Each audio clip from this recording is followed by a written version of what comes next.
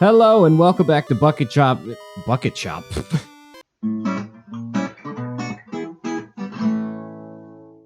Hello and welcome back to Bucket Drop. It's been a minute since we played Pokemon, hasn't it?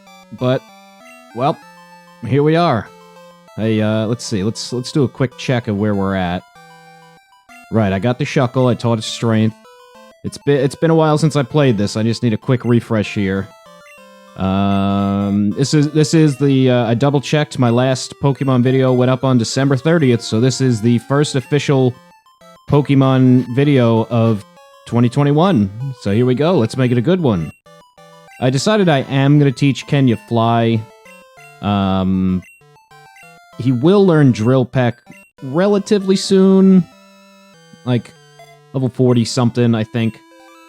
And at that point, it makes Fly redundant.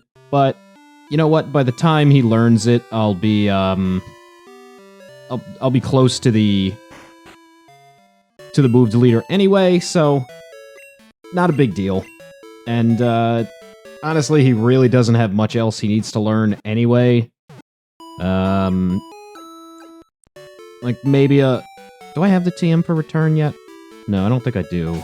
Oh, I keep forgetting, I need to play on a Sunday so I can get the TM for return. So he should probably learn Return. He'll know Drill Peck. I'll probably teach him Steel Wing later when I get the TM for that. You actually get 2 TMs for Steel Wing, which is weird. That's the only example I can think of where you actually get a TM twice in-game. In the newer games, obviously, it doesn't matter because TMs have infinite uses now. But in this game, you actually get the TM for Steel Wing twice. One of them you get in the dark, not the Dark Cave, the rock, why did I come in here? I just healed already. One of you get in the rock tunnel when you go to Kanto. I can't remember where you get the other one, but I know you get a second one. But yeah, that's the only example of that I can think of. Alright, so what we gotta do now, we gotta go back to the top of the top of our lighthouse here.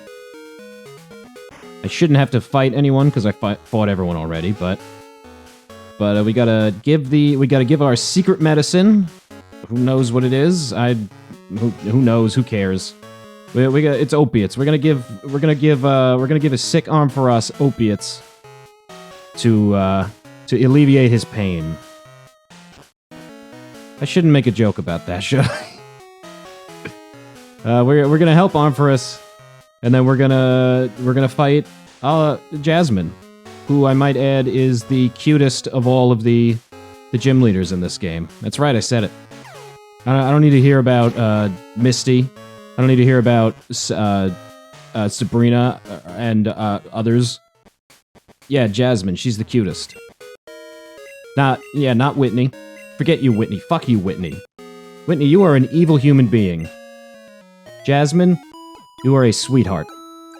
I love you. How you feeling, Amphi? Oh, look at that, he's doing great. Palu Palululu. Troy Palu Walu. Alright, so Jasmine... He's gonna return to the gym now. It's interesting... You'll see when we get there. Well, actually, let me look here. Oh, not the Pokegear. That's not where I meant to look. When you look at your badge... Oh, no, never mind. Jasmine is later. For some reason, I thought that the game, like, had everything lined up that you actually fight Jasmine before Chuck. Which doesn't make sense. Her Pokemon are higher leveled, and, like, you naturally go to Chuck first. Technically, this part of the game is somewhat open-ended. You can fight Chuck, Jasmine, and Price in any order. It doesn't matter. Naturally, like, you just... Though I guess there's really nothing stopping you from going to Price first. To fight Jasmine, you have to go to Chuck's Island first. So naturally, you just kind of do. But there's nothing stopping you from going to Price first, so you can do all three in any order, which was always interesting, but it kind of forces the three of them to have kind of similarly leveled Pokemon so that if you do them in the wrong order, you don't get obliterated. But let's see here. Thank you for your help at the lighthouse. But this is different. Please allow me to introduce myself. I'm Jasmine. I knew that already. I use the Steel type. Do you know about the Steel type? It's a type that was only recently discovered. That's right, back in the day. Brand new type.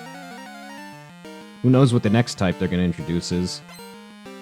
Oh, she's so sweet. Now, there's no trainers in her gym. I can't remember if, like, if I go... It's too late now, but if I talk to the guy in the front, maybe he'd tell me why. In the remake, there actually are trainers in the gym. You don't fight them. I believe that there are actually trainers that are in the lighthouse. And I'm not sure that if you go back to the lighthouse, if they then won't be there anymore. But yeah, you don't fight any trainers in her gym, which I think she might be the only gym where you don't fight any trainers. No. Well, kind of. Kind of. Blaine, in this game, not in Red and Blue, in this game, Blaine doesn't have any trainers, but he also doesn't have a gym. If you don't know, the Kanto region is a little bit different in this compared to the original, and one of the things that happened was the volcano that Cinnabar Island is around, which you can't actually see it in the game, but it is around a volcano. The volcano erupts, and it changes the terrain, and basically, most of Cinnabar Island gets Pompeyed. Nice. I used to think she was tough, but she's kind of not. One thing I used to always forget, I always used to think that Steel type was resistant to water, which it isn't. It's not weak to it, but it doesn't resist it, and I always think it does, and it's actually the other way around. Water resists Steel. Bucket received the mineral badge. Steel is actually Steel is like the opposite of Ice. It's probably the best defensive type, but it's one of the worst offensive types. There's Pokemon Defense. Please take this. This is the TM for Iron Tail, and I believe I'm going to teach it to my Flareon. You could use that TM to teach Iron Tail. Thank you, I will. She's so soft-spoken. You don't have to... You can be more confident. She actually shows up in a later game in Diamond, Pearl, and Platinum. You know, all these guys can learn it. You can teach it to Rosie. She needs the, As I was just saying, that Steel is a terrible attacking type. For Rosie, it'll actually make sense, kind of. Well, kind of. It's only super effective against two types. Steel and Ice. Rock and Ice. And Rock has high defense in this game. So all of the Steel types are physical. That was awesome. Steel type? That's a close encounter of an unknown kind. Cool, whatever. What's this guy even telling me? In this game, all of the Steel attacks are physical, so you don't do a ton of damage with them against Rock types. And Rock is already weak against a whole bunch of things. Most of them are special. Like, Ground is already a very common type, but then also Water and Grass are super effective against Rock. And will generally do a lot more damage because they're not physical. And it's also super effective against Ice, but Ice is also weak against Fire and Rock, both of which are very common types. So, it's a little redundant. I mean, it's okay coverage on Flareon, specifically for Rock types, because the Fire attacks will already be super effective against... Do I still have Cut? Yes, I do, because I can't get rid of it. The Fire attacks will be super effective against the Ice already, so really it's just for the Rock. I don't actually need these. I think they're just apricot or apricorn berries. Which, as we know, because I can't spend any money, I can't do. At least... You know what? I'm not actually sure. I can't remember if you have to pay Kurt to make the balls, but either way, it doesn't matter because I can't use them. This guy has, Oh, no, he... Whoop. Oh, it's our favorite. Aaron. Bucket, it's Aaron. Want to battle me? I do want to battle you. Should be right now Route 46. Okay.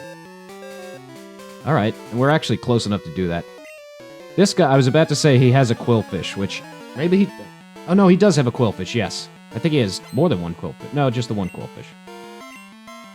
Yeah, this guy, I'll get his phone number. I don't actually need it, but I'll get it just because he's the source of water stones in this game. The same way that Alan? Alan was his name. The same way that Schoolboy Alan will occasionally find a firestone for you, this guy will occasionally find a water stone for you.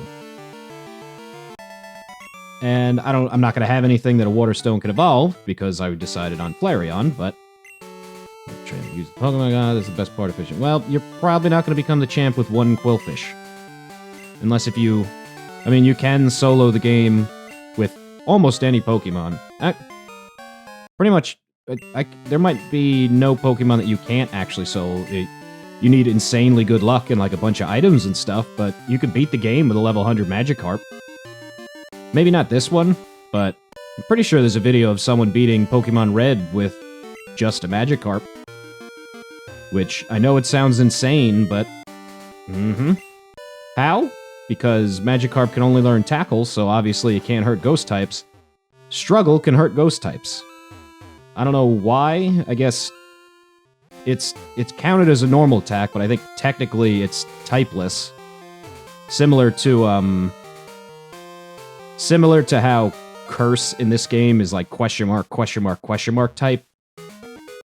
Struggle is, like, you can never actually view Struggle, so, like, you can't see that it is normal, but I don't think it's treated as such, and I could be...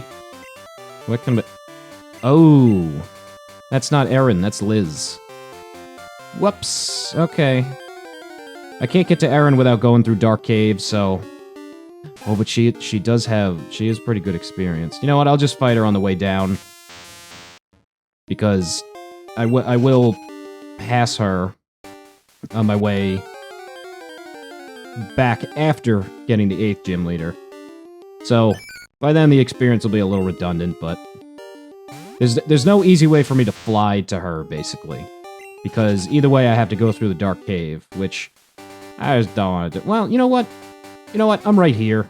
I keep thinking that, like, I have to fumble my way through the cave, but I actually taught someone Flash this time, so it's fine. So I'm gonna go fight her. Why not? She's gonna get me, like, maybe a level up for Rosie. She's got her 2 Ponytas. They should be a couple hundred experience.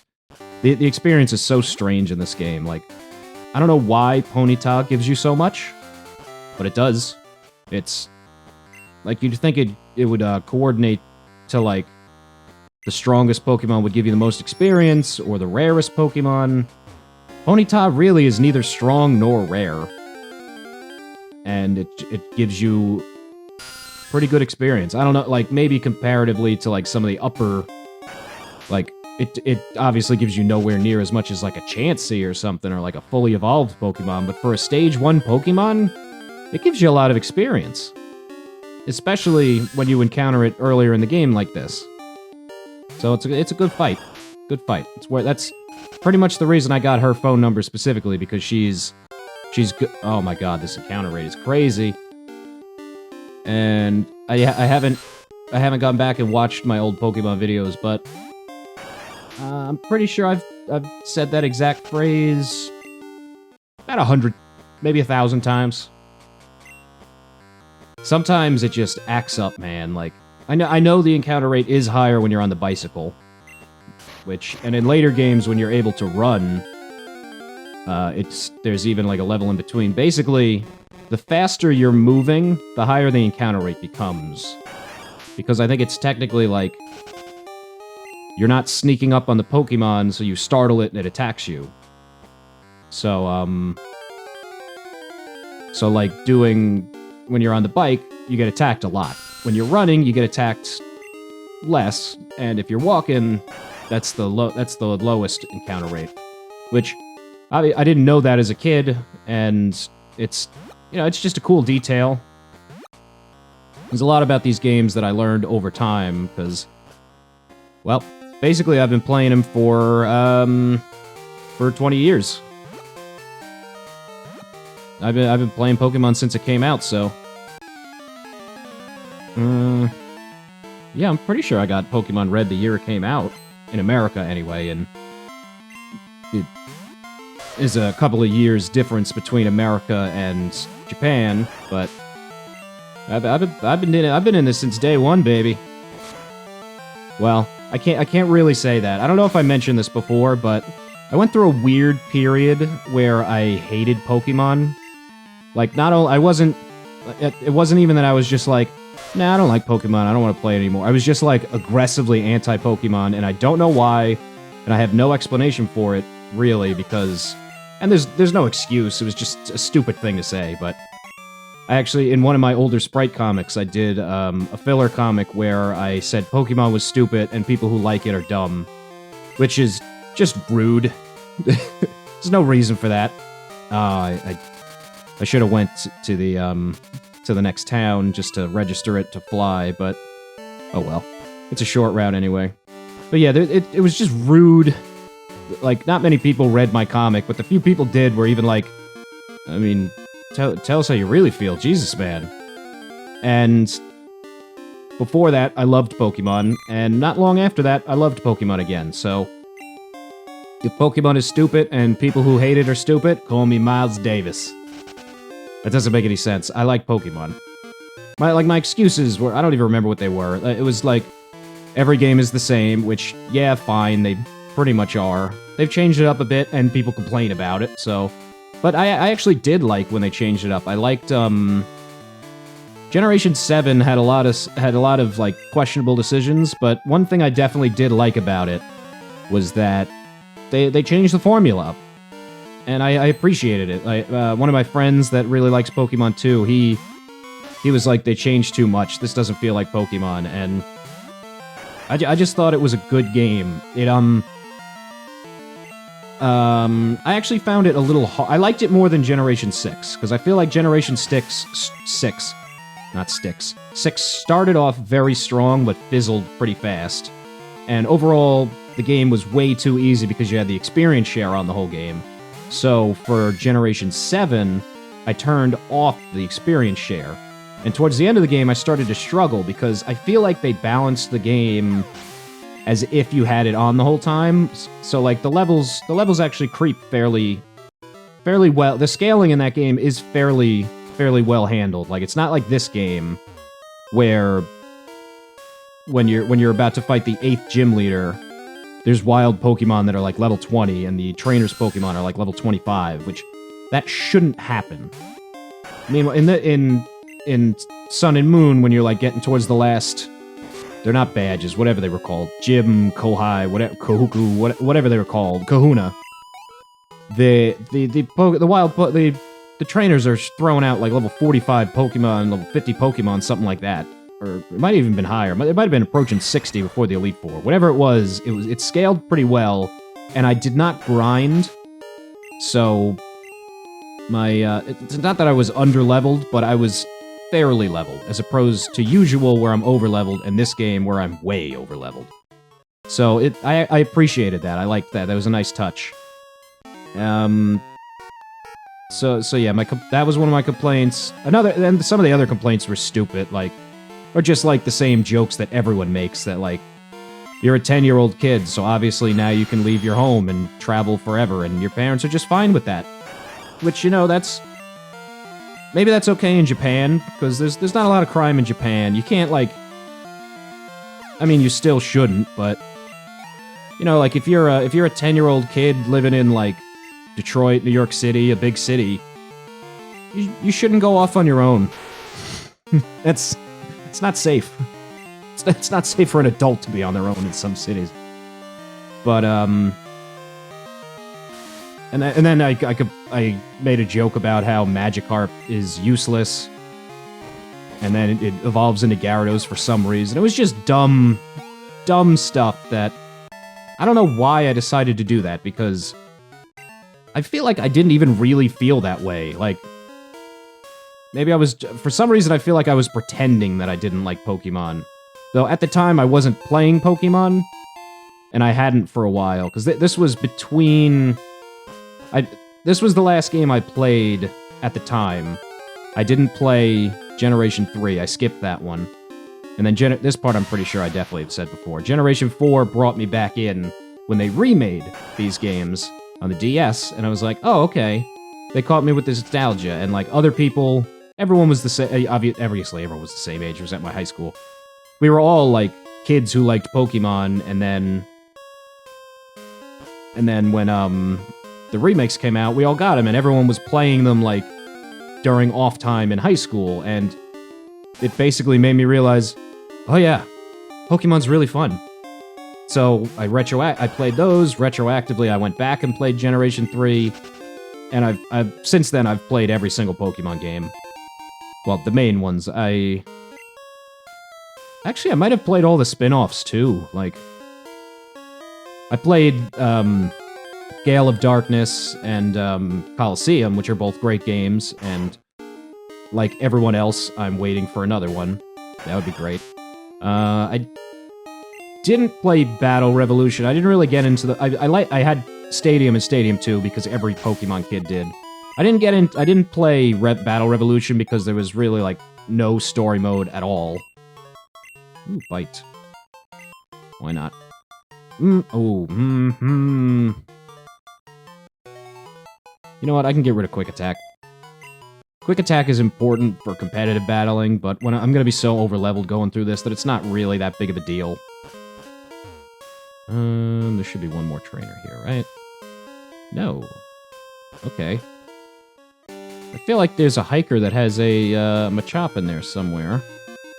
But maybe not. I don't think... He's not in here. No, this...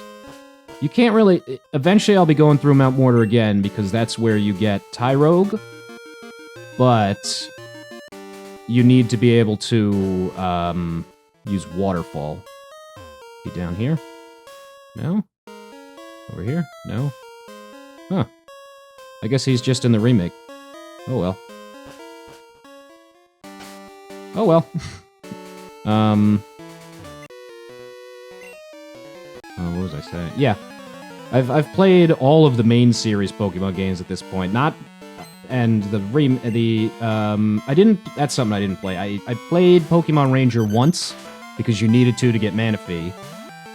And I think there was a sequel to it, which I did not play. The Mystery Dungeon games, I've at least tried them all. I beat all of the older ones. I have not got... I didn't like the 3DS ones. Oh, and I didn't buy the latest one, the remake of the old ones, because it just... Nintendo's starting to get this habit of just, like... This is different. This isn't like the Mario All-Stars game. It's just like... It's a remake, but it seems like they didn't add enough to really justify the being full price. So if it goes on sale, I'll get it, because I liked Mystery Dungeon, but I don't want to pay $60 for the full game that I've played already. And if it's one thing where if it's like a game that I had to emulate because it was never released in America that I really like, and they're finally really like, if they release Fire Emblem 4 in any way that lets me play it physically, I will pay for that. Because that's my favorite Fire Emblem game. It's one of my favorite games of all time. I will gladly pay for that. But I don't want to pay $60 for a 3D remake of Mystery Dungeon. And I've even played some of the less, like, Pokemon Puzzle League. And, oh, there was another one. There was Puzzle League, which well, there's two of them. I can't remember which is which. There's a Game Boy Color and a N64. I've played both. Let's see, I think this guy sells you... Oh, no, he sells... I thought he sold stuff at a higher price, but he doesn't. But he also sells Slowpoke tails, which is interesting. I mean, he sells them because he's Team Rocket, spoiler alert, but,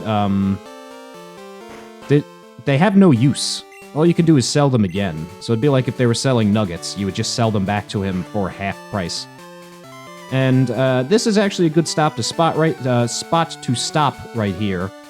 And then after this, we'll go up to the Lake of Rage and meet a very special friend. So until next time, peace out.